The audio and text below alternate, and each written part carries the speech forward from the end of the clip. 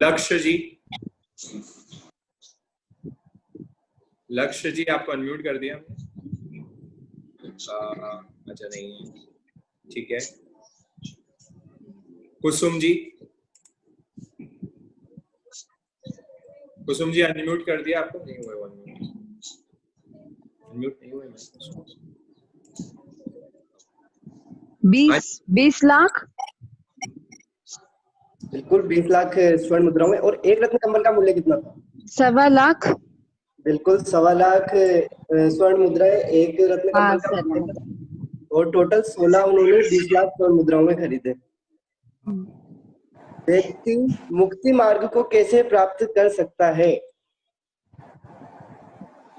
व्यक्ति मुक्ति मार्ग को कैसे प्राप्त कर सकता है? 4 और 4 8 तरीके इसमें टोटल हो सकते हैं। 4 बता दे, फिर दूसरे 4 भी है। 70 1 + 70 आपको अनम्यूट कर दिया हमने। सॉरी। अच्छा ठीक है। निशा जी। हाँ निशा जी। हाँ, ज्ञान, दर्शन, चारित्र और तपाचार, इसके अलावा दान, शील, तप और भावना।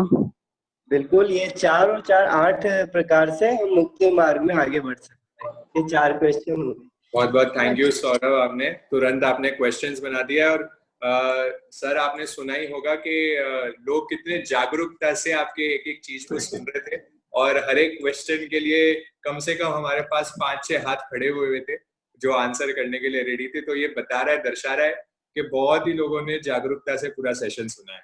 तो अब मैं निवेदन करूंगा, अगर किसी को भी कोई स्पेसिफिक क्वेश्चन है आज के टॉपिक से रिलेटेड, अगर कोई स्पेसिफिक सेशन है क्वेश्चन है, अगर वो धर्मचंद जी सर से कुछ पूछना चाह रहे हैं तो अपने हाथ खड़े कर दें, मैं उनको अनम्यूट करके आप डायरेक्टली उनको पूछ सकते हैं। ये पहले के आपके सबको हाथ को नीचे कर दीजिए, एक बार लोअर हैंड्स कर दीजिए सबको। और अब किसको भी क्वेश्चन है तो वो एक बार हाथ वापस खड़ा कर दे तो मैं उनको अनम्यूट कर दूंगा, अगर कुछ आप पूछना चाह रहे हैं, कोई जिज्ञासा हो तो।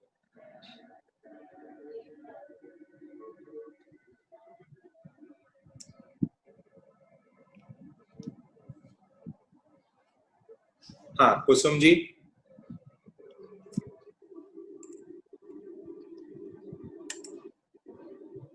हाँ कुसुम जी, और फिर मैं इंदिरा जी के पास आ रहा हूँ उसके आपने ठाणांग सूत्र में 10 प्रकार का दान कहा ना, वो 10 कौन सा है? सॉरी, नाम बता सकते हैं?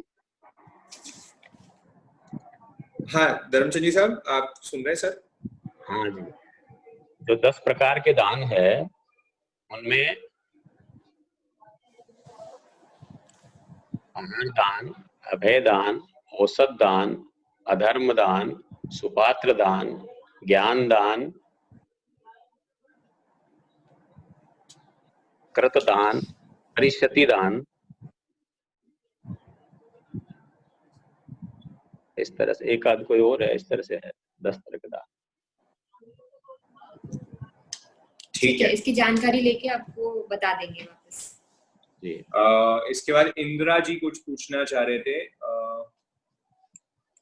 इंदिरा जी मैं आपको अनम्यूट कर दे रहा हूँ। जय जिनेंद्र सर। जय जिनेंद्र। वो सालीभद्र जी के पिताजी कितनी पेटियां बेचते थे? कहीं 33 लिखा है, कहीं 99 पेटियां लिखा है। उनके पिताजी देवलोक से कितनी पेटियां बेचते थे सालीभद्र जी के? ठीक है, हाँ सर। कथा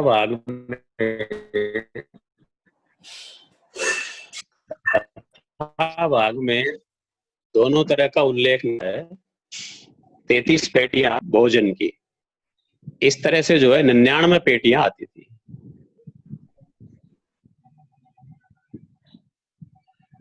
33 पेटियां तीनों चीज की मिला के ऐसे टोटल 99 आ रही है। 99 पेटी डेली की आती है, बिल्कुल।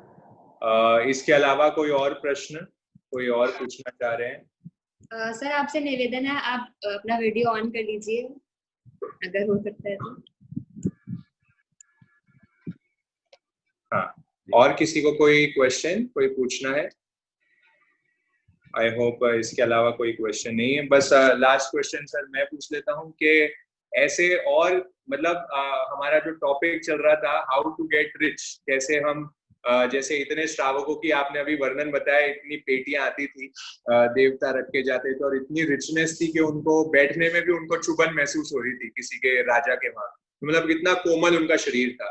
तो इसका अगर हम शास्त्रों में इसका क्रक्स निकालते हैं हम, तो कहीं ना कहीं यही हम देखते हैं कि दान का प्रभाव से ही इतनी पुण्यवानी का बन हुआ है।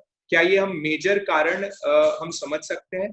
और ऐसे कौन से उदाहरण, कोई दो तीन ऐसे कोई और स्पेसिफिक उदाहरण जो शास्त्रकार देते हैं जहाँ दान की महत्ता से इतनी विपुल संपदा मिली हो, ऐसा आप कुछ बता पाए तो? दान के प्रभाव से उनको रिद्धि मिली। दान तो कई लोग देते हैं, और दान के पीछे जो भावना है वो ज्यादा महत्वपूर्ण है। वस्तु का महत्व कम है, महत्व भावना का ज्यादा है। जिस भाव से, जिस अहोभाव से और जिस निष्काम भाव से जो दिया जाता है उसका फल ज्यादा मिलता है। शालिभद्र जी का उदाहरण तो हमारे सामने है ही, ऐसे और भी अनेकों उदाहरण हम देख सकते हैं। जैसे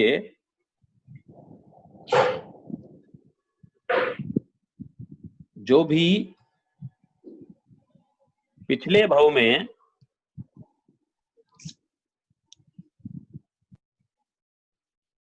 मुम्मन सेठ का उदाहरण आता है, उन्होंने भी दान दिया था।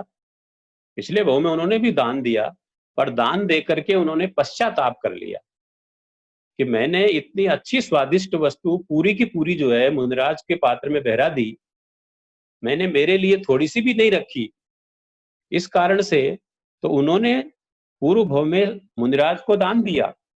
दान देने से उनको रिद्धि तो खूब मिली, पर उसका वो उपभोग नहीं कर सके, क्योंकि उन्होंने पश्चाताप कर लिया, अहोभाव नहीं किया, खेद प्रकट किया। और जहां हम मेघ कुमार की बात करते हैं, अभय कुमार की बात करते हैं, इन्होंने जो है दान दे करके और खुशी प्रकट की। ज्ञाता धर्म कथांक सूत्र में जहां मेघ कुमार का वर्णन आता है, तो वहां जो है वो दान देने के पहले भी खुश होते हैं, दान देते समय भी खुश होते हैं, और दान देने के बाद में भी खुश होते हैं। तो जिसके कारण से उनको ऐसी अलौकिक दिव्य रिद्धि मिलती है, वैभव मिलता है, सुंदर शरीर मिलता है और सारी अनुकूलताएं मिलती है, पर फिर भी वे उसमें आसक्त नहीं बनते। मिलना कोई महत्वपूर्ण नहीं है।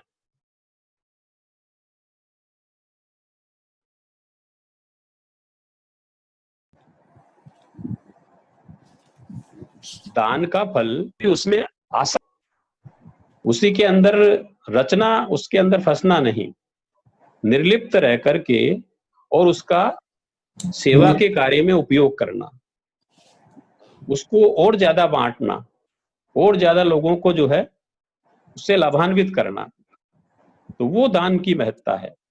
दान संसार में फंसाता नहीं है, संसार में अटकाता नहीं है, संसार में भटकाता नहीं है।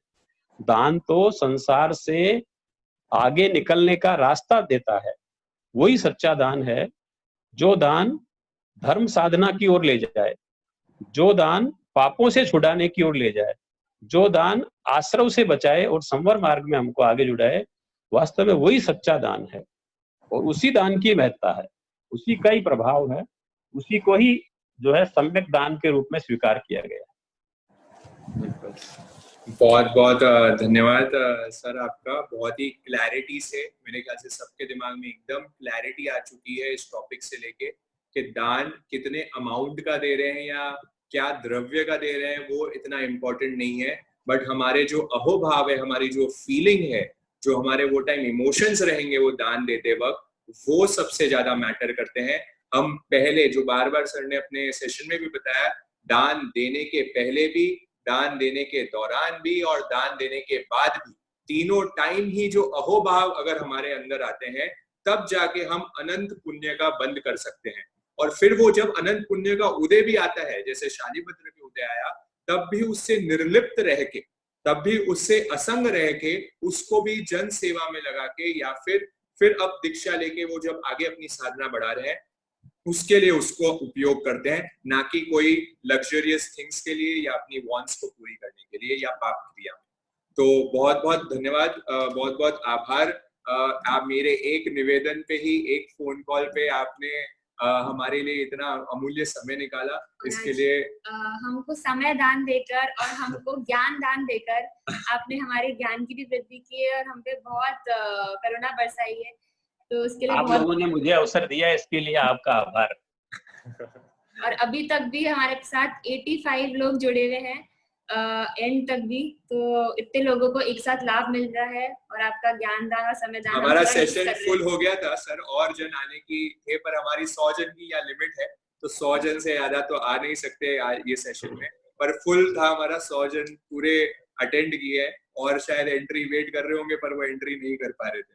तो बहुत बहुत धन्यवाद आपका। और इसी के साथ आज का हमारा यहाँ सत्र जो दान का और जो लावणी का सेशन था वो पूरा होता है। और अब हम 15 मिनट और ध्यान, 10 मिनट बाकी है अब हमारे पास, तो 10 मिनट हम ध्यान करेंगे। तो सभी से मैं निवेदन करूंगा कि आप लोग ध्यानस्थ मुद्रा में आ जाइए, और हम पंखा अगर आप बंद कर सकें तो बहुत बढ़िया होगा आपके यहाँ। तो ध्यानस्थ मुद्रा में आप लोग बैठ के ध्यान करें।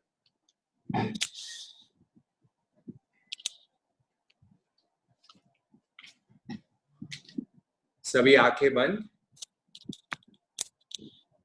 मेरे ख्याल से आज किसी को जिज्ञासा अब नहीं रहेगी, क्योंकि हमने जिज्ञासा पहले ही ले चुके हैं। फिर भी अगर किसी को जिज्ञासा रहती है तो 5-15 के बाद हम लोग हैं उपस्थित, तो जैसे 1-2 जन के आ रहे हैं तो वो हमें 5:15 के बाद मैं, महक और नमन अगर अवेलेबल होगा तो वो भी रहेगा साथ में, तो आप लोग वो टाइम डाउट्स पूछ सकते हैं।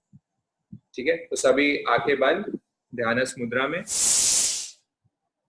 और जिन्होंने भी चश्मे कुछ पहने हुए हैं तो वो अपने चश्मे भी निकाल लें और पूर्ण रूप से रिलैक्स हो जाइए, शांत हो जाइए।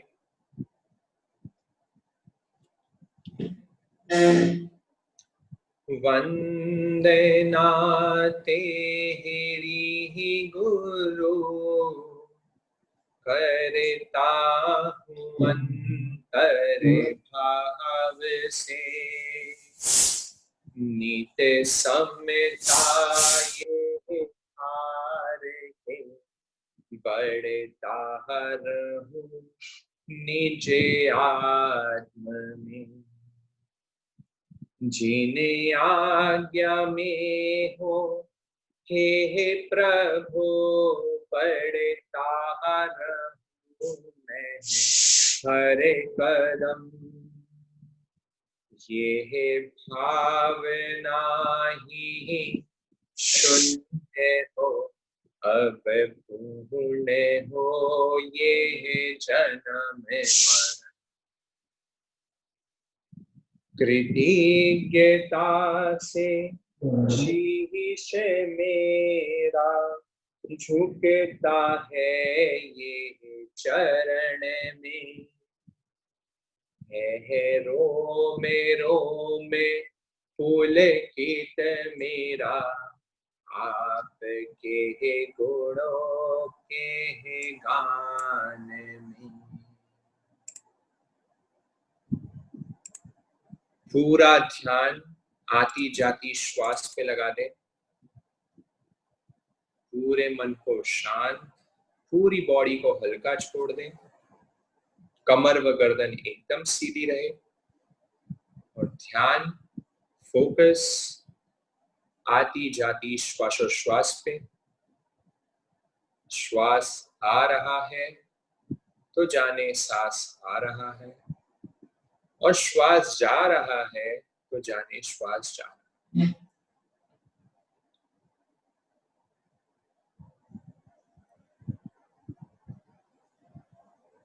शांत चित्त, सजग चित्त और समता भरे चित्त से पूरी दृष्टि,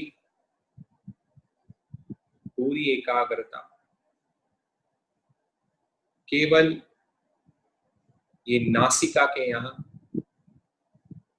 अपने नाक के यहाँ श्वास के पे केंद्रित कर दें।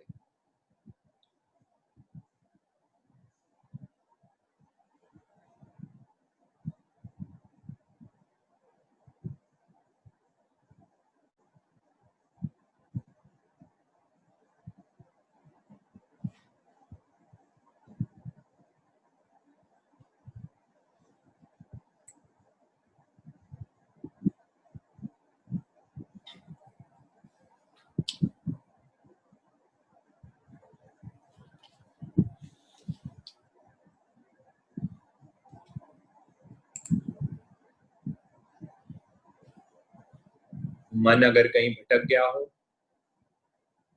तो उसको बड़े प्यार से वापस कार्य पे लगा दें, वापस उसके काम पे लगा दें, उसको टास्क दें, मन को अपना दास बनाएं, उसको सेठ ना बनने दें, उसकी हुकूमत ना चलने दें। हुकूमत तो मेरी आत्मा की चलेगी।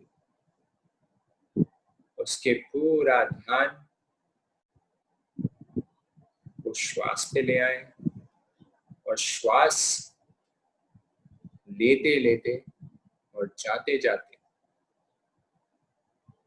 केवल जानना है और केवल देखना। जो बात चली निसंगता से, निस्वार्थ भाव से दान देने की, वो कब आ सकती है? हमारे पास भी धन संपदा है, हमारे पास भी लग्जरी है, हमारे पास भी सब चीज है, और यही संपदा तीर्थंकरों के पास अनंत गुनी ज्यादा थी, चक्रवर्तियों के पास बहुत ज्यादा थी, हमारे पहले के श्रावकों के पास बहुत ज्यादा थी। जो आज हमने कहानी सुनी शालीभद्र, उनके पास भी बहुत ज्यादा थी, पर हमारे और उनमें अंतर बस इतना है कि हम ये कम छोटे से दौलत में या सुखों में हम आसक्त हो रहे हैं, और वो लोग निरासक्त होकर, वो लोग डिटैच्ड होकर, उनसे अलिप्त होकर इस मानव भव को साकार करने निकल गए। हमें भी यही करना है। ये डेफिनेटली मेरे अनंत पुण्य का उदय था कि आज मुझे इतने गहरे कंसेप्ट्स धर्म के बड़े आसानी से समझ में आ रहे हैं और समझने का अवसर प्राप्त हो रहा। ये मेरी अनंत पुण्योदय था। शायद पिछले जन्मों में मैंने भी ऐसा ही कोई दान दिया होगा, ऐसा ही कोई पुण्य बांधा होगा, चाहे मन से, वचन से, काया से, नमस्कार करके, या ऐसा सुपात्र दान हमने दिया होगा, गोचरी वैराई होगी, जिसके फल स्वरूप आज मुझे ये सब कुछ प्राप्त हो रहा है। पर शास्त्रकार बार बार बार बार हमें चेता रहे हैं कि इसमें उलझना मत। ये तेरे सहायक है, ये तेरा साथीदार है, इसको बराबर से यूज करना, इसमें आसक्त मत हो जाना। अगर इसमें अटक गया तो वापस अपने भवो भवो को बढ़ा ले। ये श्वासोश्वास की क्रिया हमें यही उद्बोधन सिखाती है कि हमें हर चीज पे जागृत रहना है। जब मेरी जागृति बढ़ जाएगी तो मुझे हर परिस्थिति में अलिप्त रहना आ जाएगा। तो इसलिए अलिप्त भावों से पूरे ध्यान को श्वासोश्वास पे ही रखें। एक भी श्वास बिना आपकी मर्जी के, बिना आपके देखे, ना अंदर आ पाए और ना बाहर जा।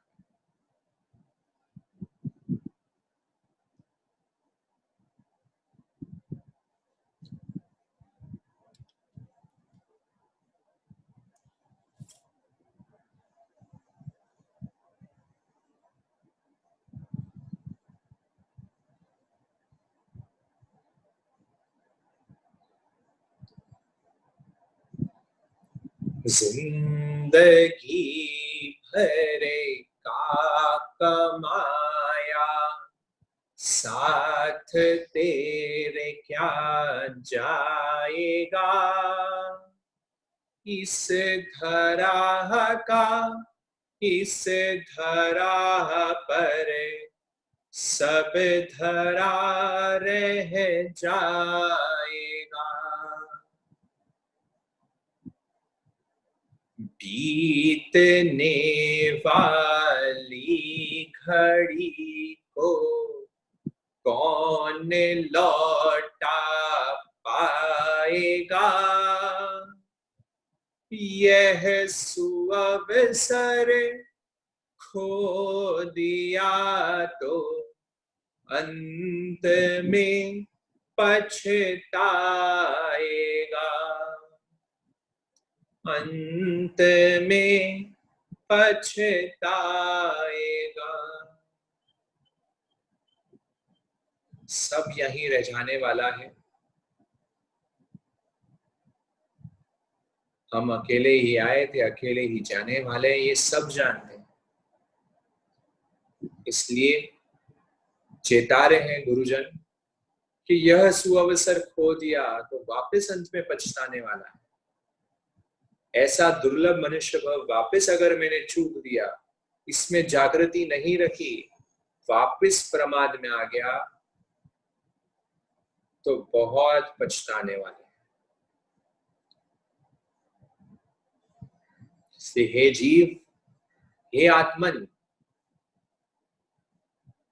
जागृत हो, चेत। वो चेत ही रहा है, एक एक श्वासोश्वास से चेत रहा है, पूर्ण जागृति बढ़ाया जा रहा है। हर श्वास में मेरे को और गहरा करते जा रहा है, भीतर से मेरी साधना को और विकसित करते जा रहा है। साधना बाह्य नहीं होती, साधना आभ्यंतर होता है, वो भीतर से ही चलेगी। साधक दिखावे का नहीं होता है, साधक भीतर से उत्पन्न होता है। भीतर के इमोशन से, भीतर के भावों से साधक साध्य की ओर अग्रसर होता है। इसलिए रे जीव, चेत।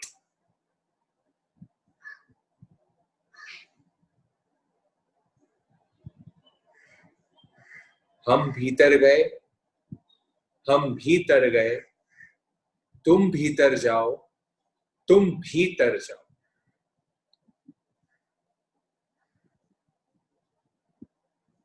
संसार सागर को पार करना ही है।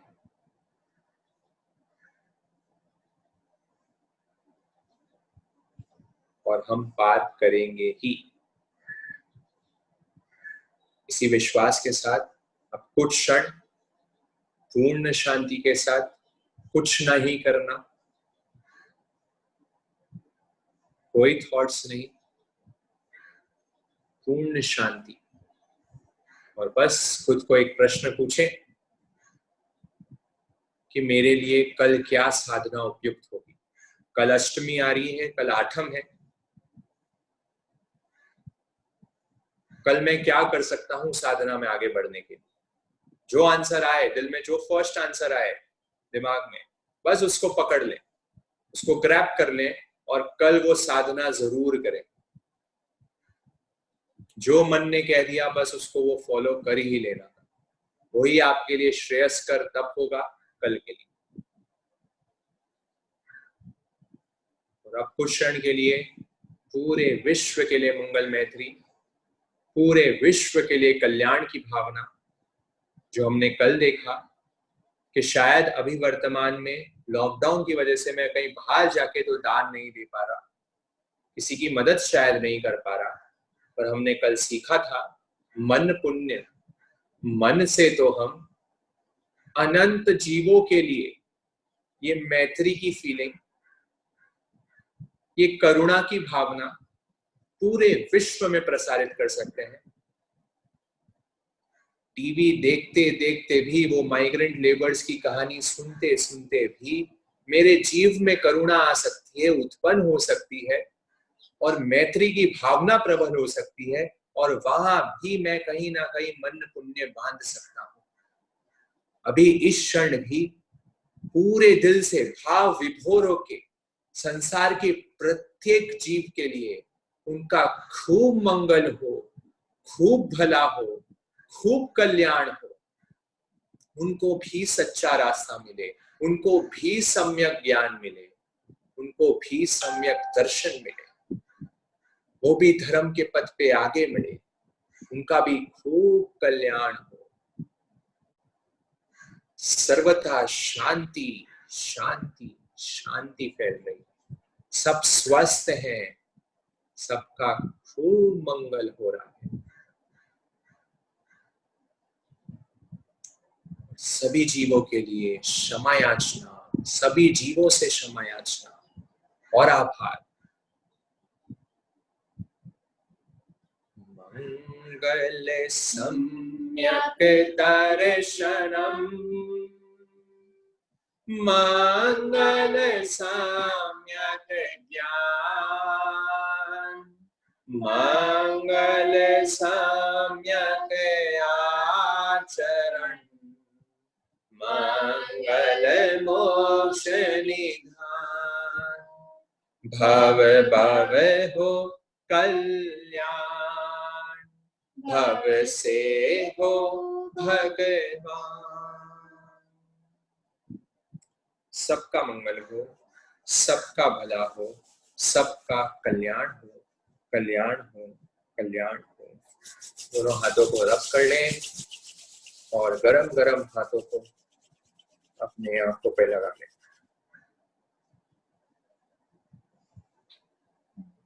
नमो अरिहंताणम। सभी को सादर जय जिनेंद्र और क्षमा याचना और आभार। हाँ, अब किसी को एक दो जन को अगर कोई डाउट था, अब भी अगर कोई डाउट बच गया है तो वो अवश्य पूछ सकते हैं। बाकी आज सेशन पूरा हो चुका है, तो किसी के कोई स्पेसिफिक डाउट? हाँ शिखा जी।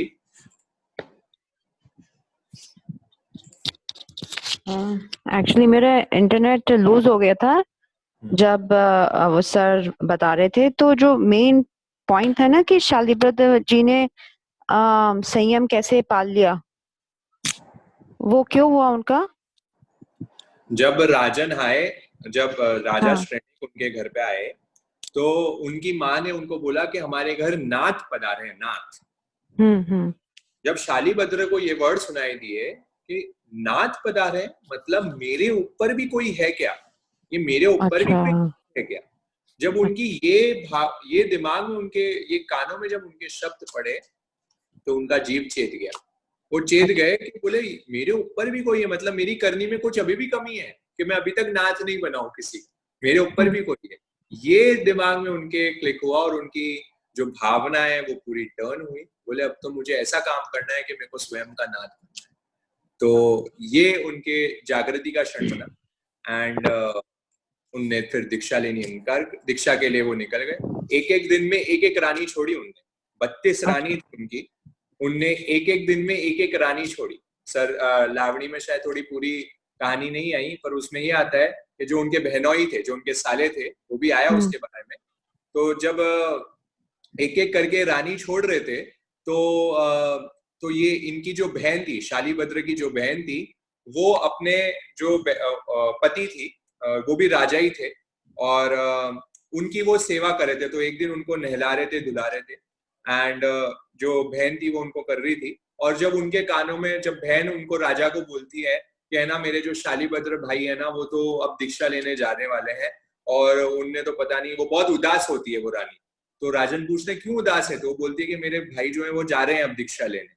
तो और वो एक एक दिन एक एक रानी छोड़ रहे हैं, एक एक दिन एक एक रानी। तो वो जो बहनोई होता है, जो उनका पति होता है, वो बोलता है ऐसा क्या कायर है, अगर छोड़ना ही है तो एक बार में छोड़, ये एक एक करके क्या छोड़ता है।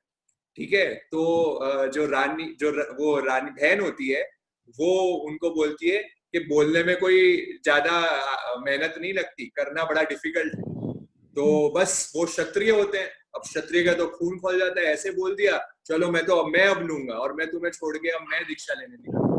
और वो तुरंत कोई टाइम लेते हैं निर्णय, और वो टाइम ही वो दीक्षा लेने के वो डायरेक्ट शालिभद्र के पास जाते हैं और शालिभद्र को आवाज लगाते हैं, अरे क्या तू एक एक करके रानी को छोड़ता है और अभी लेने चल दीक्षा।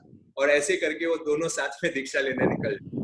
मतलब आप देखिए कि कैसे हमारे जीव वो इतने सरल जीव होते थे कि एक एक चीज में उनको जग जाते थे, और यहाँ हम तो पता नहीं कितने चिकने घड़े हैं कि हमें तो कितनी बार जाता है और फिर भी हमें कुछ फर्क नहीं पड़ता, पर उनको एक ऐसी बात चुभी और निकल गए।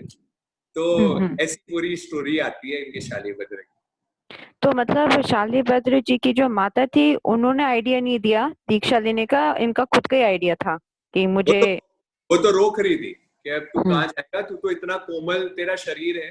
वो बैठ रहे बता रहे ना कितना कोमल है, राजा के उसमें बैठ रहे हैं तो भी उनके शरीर में वो हो रही है, चुभन हो रही है, मतलब कोमलता होगी उनके शरीर में। तो बोले तू कहाँ दीक्षा लेगा, तू तो घर से बाहर ही नहीं निकला वो कभी। शालीभद्र के लिए उनको घर से कभी बाहर नहीं निकाला, इतनी कोमलता में वो जिए। बोले कहाँ लेगा, तो माँ तो रोक रही थी, पत्नियों ने रोका, पर वो रुकने वालों में से नहीं थे। ऐसा तो इसमें मेरी अंडरस्टैंडिंग से ये कि आप मेरे को बताइए कि क्योंकि उन्होंने पिछले जन्म में खीर बनाई थी महाराजा को, इसलिए उस वाले जन्म में पहले जन्म का जो दान दिया इतना बढ़िया सुपात्र दान दिया, तो अब जा करके उनको फिर दीक्षा मिली और वो संयम के पद पे चले और फिर उनको बिल्कुल अच्छा बिल्कुल सुपात्र दान दिया, जिसकी वजह से एक तो उनको इतना वैभव भी मिला और साथ में वो अलिप्तता के भाव भी आ गए, मतलब धर्म की पुण्यवानी भी उनको प्रबल मिली। तो दोनों ही बस इसमें हुआ, वो दान का ही प्रभाव है। ठीक है। और एक चीज, छोटी सी चीज थी, जैसे व्यापारी के पास तो सिर्फ 16 कंबल थे ना, तो फिर सडनली फिर 32 कैसे हो गए? उनको 2 में कर दिया, तो उसको डिवाइड कर दिया। अच्छा। 16 ही लाए हो, हमें तो 32 चाहिए, तो बोले हमारे पास 16 ही है, हम तो वो 32 ही खरीद लेती, इतना पैसा था उनके पास कि 32 खरीदने थे, क्योंकि एक एक रानी को एक एक देना था। तो बोले अब 16 ही है तो 16 तो दो, हम आधा आधा टुकड़ा करके आधा आधा करके हमने 32 रानियों को दे दी। तो ऐसे हो। Thank you. अब हम नेक्स्ट रश्मि जी को अनम्यूट कर देते हैं क्योंकि उनका आ रहा है रेगुलरली चैट पर।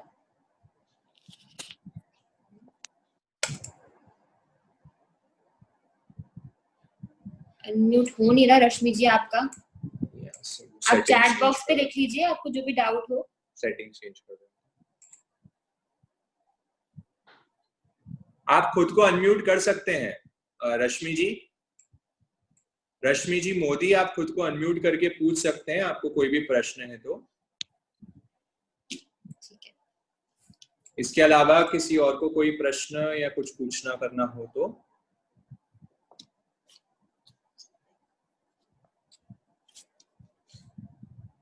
आई होप बाकी, हाँ कुसुम जी।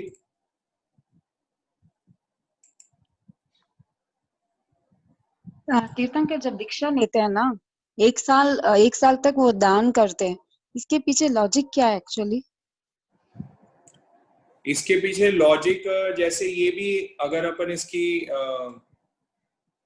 इंटरप्रिटेशंस निकालना चाहे, ऐसे तो कोई स्पेसिफिक लॉजिक तो दिया नहीं है कि इस कारण की वजह से देते हैं, बट हाँ अगर अपन इंटरप्रिटेशंस निकालना चाहे तो अपन ये सोच सकते हैं कि भगवान पहले एक प्रीसेट बता रहे हैं कि दीक्षा लेने के पहले वो दान की महत्वता बता रहे हैं कि दान देना कितना इम्पोर्टेंट है, तो खुद इतना दान देते हैं दीक्षा लेने के पहले। तो एक तरीके से जो अभी भी आप दीक्षा लेने के पहले अभी देखते हैं वरघोड़े निकलते हैं, है ना, आप देखते होंगे बहुत सारे वरघोड़े निकलते हैं, उसमें भी यही करते हैं कि उनके पास जितनी संपदा है वो पहले डिटैचमेंट बताते हैं पूरे संसार को, कि अब मेरे पास जितने संपदा है, पैसे हैं, ज्वेलरीज है, मैं सब पूरे संसार को बांट के अब मैं दीक्षा की ओर निकल रहा हूँ, मतलब अब मुझे इन चीजों में बिल्कुल भी आसक्ति नहीं।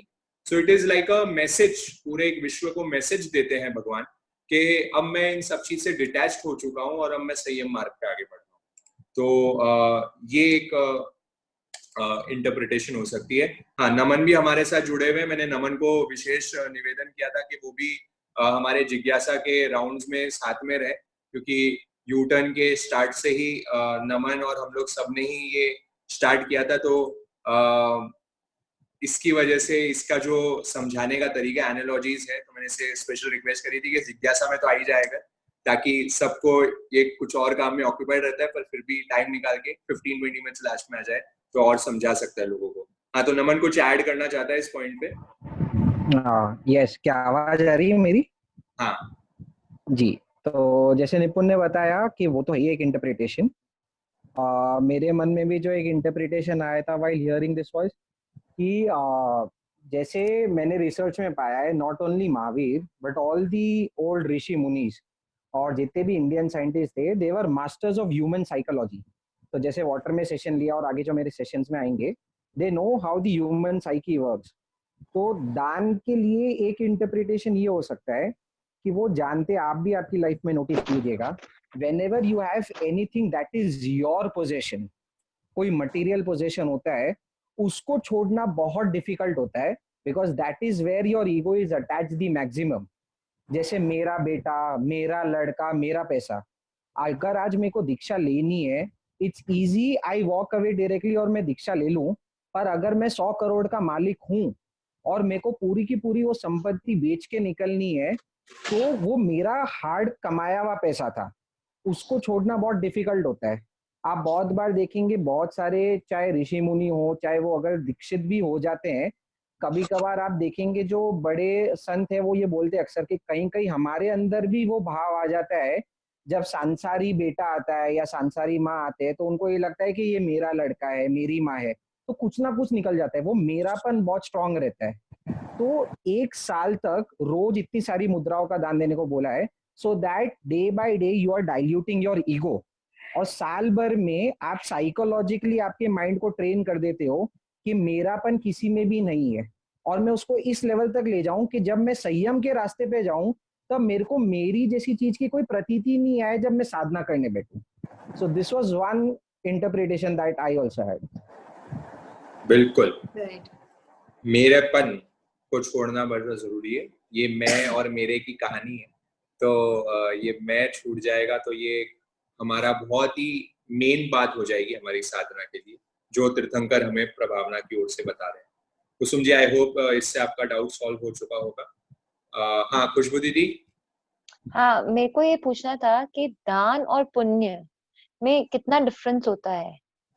मतलब अन्न पुण्य, पान पुण्य, लयन पुण्य, ये सब अभी दान में भी आए हैं, बताए थे, जैसे जो आए थे बताए, तो what is the difference between the two, दान और पुण्य में?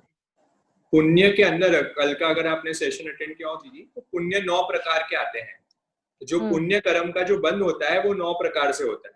तो अगर जब आप दान देते हैं तो वो पुण्य का बंद करता है आपके, वो पुण्य कर्म को आपको पाता है, मतलब दान करने से आपको पुण्य मिलता है। तो अच्छा। ना जो पुण्य के 9 प्रकार आ रहे हैं, अन्न पुण्य, पान, लयन पुण्य, शयन पुण्य, मतलब जब जब आप दान दे रहे हो आपका पुण्य का बैलेंस बढ़ रहा है।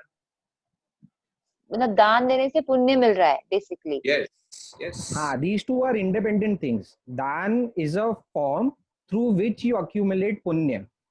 तो दान सिर्फ एक मीडियम है। वैसे ही आप जैसे बताए thoughts, positive words, emotions, these are all mediums through which you can accumulate पुण्य, which will help you in either your sadhanas or your materialistic well-being.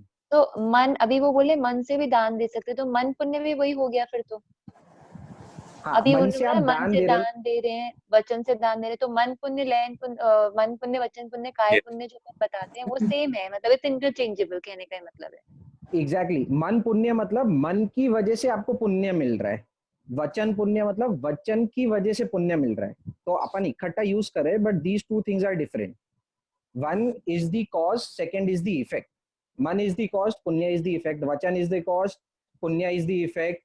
Lion shayan is when you are giving accommodation या किसी को sleeping का स्थान दे रहे हो, तो उसकी वजह से पुण्य, ऐसा। Okay, thanks, thank you. Effect and cause is a good. Ultimately है पुण्य को बढ़ाना है और पाप को घटाना है। 2 चीज दिमाग में रखनी है दीदी, कि पुण्य बढ़ाओ और पाप को घटाओ। तो अब आप अच्छे काम करोगे, दान वान दोगे तो पुण्य बढ़ेगा, और बुरे काम करोगे तो पाप घटेगा। मैं पाप की आप ज्यादा नहीं बताऊंगा आज, क्योंकि कल के सेशन में आप आएंगे तो पूरा पाप पे चलेगा। दूसरा जो हमारा मेथड है रिच बनने का, वो पूरा पाप को कम करने वाला, तो कल के सेशन में हम पूरा उसको विस्तार से लेने वाले। ठीक है, अब नेक्स्ट निशा जी। कुसुम जी का भी स्पेसिफिक कोई डाउट है वाटर से रिलेटेड, तो कुसुम जी आपके वापस आएंगे हम निशा जी के। हाँ निशा जी। जय जिनेंद्र। मुझे पूछना, अपन जितना भी डिस्कशन हुआ उसमें ये तो क्लियर हो रहा है कि पुण्य बंद होता है दान देने पे, पर दान देने से क्या पाप कम होते हैं? देने से क्या पाप कम होते हैं? तो ये सेशन के लिए हैं निशा जी, इससे आपको काफी क्लैरिटी आएगी।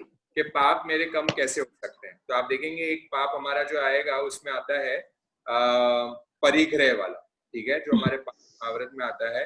आप देखेंगे 18 पापों में प्रातिपात, मूर्छावाद, अद्दान, मैथुन, परिग्रह। तो परिग्रह को भी भगवान ने क्या बताया? पाप बताया। अभी मैं आपको कल हम परिग्रह के बारे में सीखेंगे। तो जब मैं परिग्रह नहीं कर रहा हूँ, मतलब जब मैं दान दे रहा हूँ, तो मेरा पाप कम हो रहा है, मेरा परिग्रह कम हो रहा है, और जिसकी वजह से मेरा पुण्य तो बढ़ेगा ही। तो ये जब आप पाप कम करेंगे तो ऑटोमेटिकली आपका पुण्य तो बढ़ने ही वाला है। आप जब हिंसा नहीं करेंगे तो आप मन पुण्य, वचन पुण्य, काया पुण्य करेंगे। जब आप परिग्रह नहीं रखेंगे तब आप परिग्रह नहीं रखेंगे, मतलब आप दान करेंगे, कोई ना कोई फॉर्म में तो करेंगे। क्योंकि अटैचमेंट जहां मेरा आ गया, जो नमना भी आपको बताए कि मेरापन, ये मेरापन का भाव ही पाप है। ये मेरापन का जो भाव आ गया वो पाप है। जब मैं ये पाप नहीं कर रहा हूं तो ऑटोमेटिकली मेरा पुण्य बढ़ता है। तो this is inter related again. समझ आ रहा है निशा जी? हाँ, ठीक है। अब कुसुम जी का डाउट है related to water. Kusum ji के बाद मैं शिखा जी पे आऊंगा, तो कुसुम जी उसके बाद शिखा दीदी। हाँ कुसुम जी। मेरा डाउट था, मैंने जो पानी का सेक्शन सुना वो मेरे एक फ्रेंड से शेयर किया था मैंने। तो वो सुबह सुबह मटकी को, पूरे मटकी को उन्होंने एनर्जी देके, वो जो आपने कहा से वैसे करते हैं उन्होंने। वो उनका डाउट ये था कि जब वो पानी कभी कभी वेस्ट कर देते हैं, मतलब बच्चे कभी हाथ धोने में किसी में, तो उनको पाप लगेगा क्या करके ऐसे?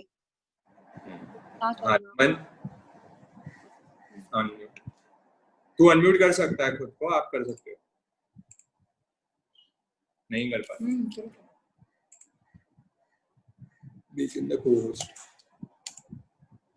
ओके जी सर, जय जिनेंद्र।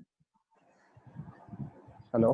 हाँ, मिनट रुक जाओ, एक बार वो डाउट पूरा हो जाए फिर मैं आपके पास जी। तो जैसे आपने बोला कि अगर वो वेस्ट कर रहे हैं वाटर, तो अगर जेनिज्म पॉइंट ऑफ व्यू से देखा जाए या नॉर्मल भी जो हमने बताया था कि वाटर के अंदर बैक्टीरिया है and water itself is a living being also, उस नाते से जब आप अननेसेसरीली वेस्ट कर रहे हो तो उन जीवों की जो हिंसा है उसका पाप आपको लग ही रहा है।